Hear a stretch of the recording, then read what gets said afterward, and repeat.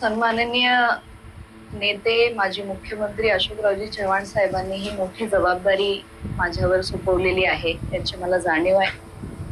आपण जसं म्हणालात की अनेक दशकांच्या या जिल्हा बँकेच्या काळामध्ये पहिल्यांदाच महिला म्हणून ही संधी मला मिळालेली आहे आणि सर्वांचं मार्गदर्शन घेऊन आदरणीय खासदार माजी खासदार भास्कररावजी पाटील खतगावकर साहेबांनी अनेक वर्ष संचालक म्हणून काम केलेलं आहे, अध्यक्ष म्हणून काम केलेलं आहे. स्वतः चव्हाण साहेबांचं मार्गदर्शन आहे.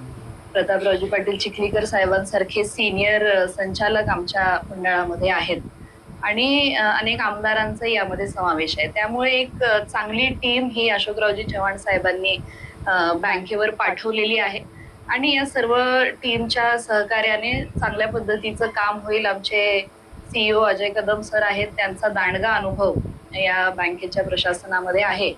त्यामुळे येणाऱ्या काळात ज्या काही बँकेच्या अडचणी आहेत, कामकाज त्यांच्याकडून समजून घेऊन या अडचणींना राज्यस्तरावर आणि केंद्र स्तरावर पाठपुरावा करून बँकेला सुस्थितीमध्ये आणि शेतकऱ्यांच्या उपयोगासाठी जास्तीत जास्त काम कसं करता येईल हाच आमचा प्रयत्न राहील. आर्थिकदृष्ट्या बँक सक्षम होण्यासाठी काय उपाययोजना म्हणजे पहिल्या टप्प्यात काय मला वाटतं आजच लगेच आमचा प्लॅन असा काही ठरणार नाही. आम्ही सर्वजण बसून माननीय अध्यक्ष तुषारजी राठोड साहेब आहेत, मी आहे, सीईओ आहे आणि आम्ही सगळे संचालक मंडळ एक चांगला 5 पॉइंट प्लॅन म्हणा असं काहीतरी एक आम्हाला आखावा लागेल आणि मग येणाऱ्या 5 वर्षांच्या काळात त्या प्लॅनच्या माध्यमातून आपल्याला एक एक टप्पा पार करत जावं लागेल. असा प्लॅन आम्ही सर्व तयार करून मग आम्ही तुमच्याशी बोलू.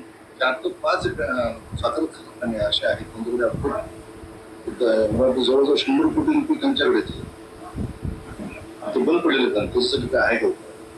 निश्चितपणे जसं मी म्हणलं की आजच आम्ही हा पदभार स्वीकारलेला आहे. बसून आम्हाला चर्चा करावी लागेल. आज राज्यातलं सरकार आहे, केंद्रातलं सरकार आहे, महायुतीचं सरकार आहे. त्यामुळे आम्हाला जिथे आवश्यक